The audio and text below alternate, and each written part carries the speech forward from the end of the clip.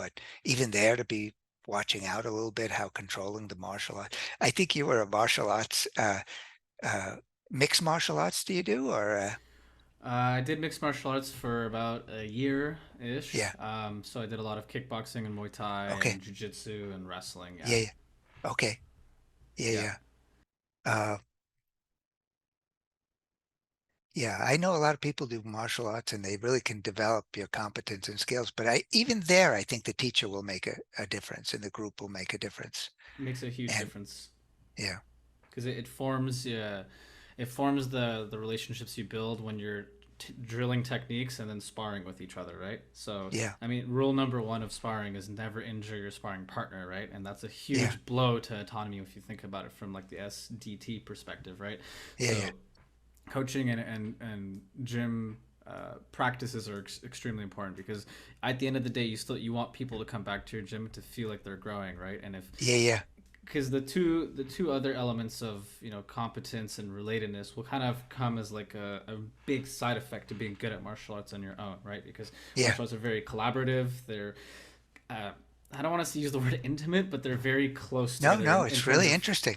yeah, and physical proximity, right? Yeah, Especially the yeah, grappling sports, like you're hugging people all the time, and yeah. so like by virtue of just sheer physical proximity, you will have some type of Boy, relatedness to that's a those great people. example. Yeah. Yeah. Actually, my partner, uh, as a university student at McGill, she did Aikido, Mm-hmm. which is a Japanese martial arts that involves throwing.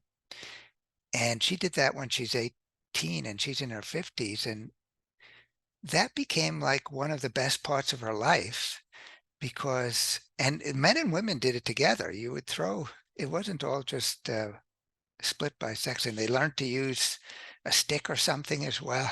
Uh, and but they would go out on Fridays for happy hour and a meal, and then they would travel places to meet other Aikido senseis or whatever, and then they went to like Europe and Africa, and it really opened up. And it was so important in terms of our friendship network and other things. So, but I have a feeling it must have been need satisfying and that you could find, like, I think that example of hurting, like, not only what I would say is when you're sparring, you should never hurt, but if you get a sense that the other person would really like to hurt you, that's probably pretty unpleasant. So Yes. as long as you understand that the people you're there with have the same values and notions, and they'll be good faith partners.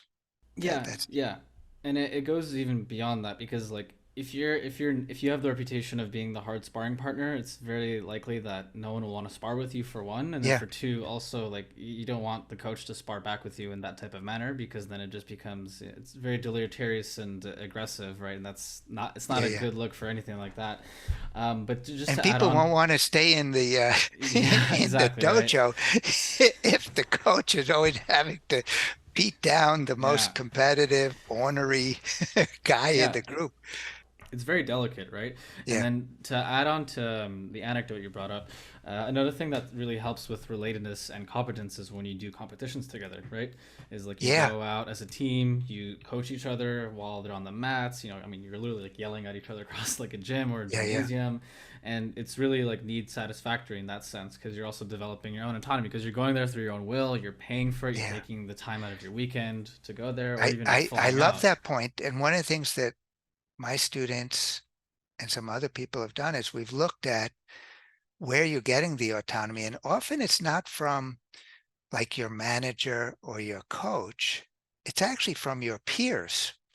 And if you look at successful sports teams, and actually the best players on the team often do more coaching than the coaches, And or they Michael do Jordan more did that. motivating. Yeah, yeah. And LeBron does it, and Kobe did it, and you and on it because there's so much time that goes into training.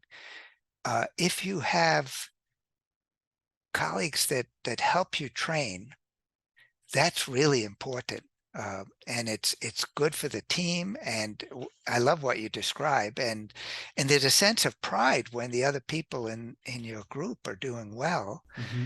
and that carries on. And that's great.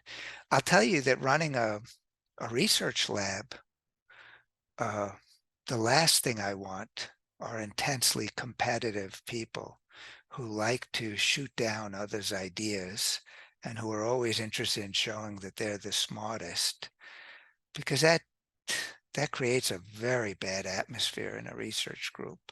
I like a research group where people feel like they could suggest an idea even if it seems a little crazy. Well, you sat in on my one Yeah. with the Sage Up students, and Mm-hmm. there were some kooky ideas ideas, but I prefer it if it's okay, and that you know, people don't feel like it has to be a perfect idea. Right. Otherwise, you can have a lot of silent research groups, Yeah, I mean, stagnant.